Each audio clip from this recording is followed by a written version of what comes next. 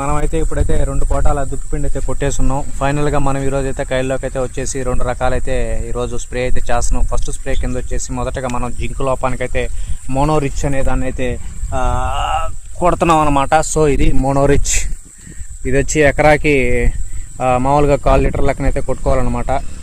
1/4 litre లెక్కనైతే కొట్టుకుంటే మంచిది అనమాట. ఇది వచ్చేసి 1 లీటర్ వచ్చి 4 ఎకరాలు అయితే మనం కొట్టుకోవాలన్నమాట. ఎటువంటి రకం జింక్ ఉన్నా కూడా ఇదైతే సూపర్గా అయితే పనిచేసి మన గ్రోత్ అనేది 2-3 రోజులకే ఆటోమేటిక్గా మనకైతే కనపడుతుంది. ఆల్రెడీ మనం రిజల్ట్ వేరే వాళ్ళకి ఇచ్చి నెక్స్ట్ మనం దాన్ని అయితే ప్రిఫర్ చేయడం జరిగిందనమాట. సో దీనివల్ల మోనోరిచ్ గోల్డ్ అనేది ఎంత గోల్డ్ అయితే నీకు నేమ్లో రిచ్గా ఉందో అదే విధంగా గ్రోత్ విషయంలో కూడా సూపర్గా అయితే మన షుగర్ లెస్కి అయితే వస్తుందన్నమాట.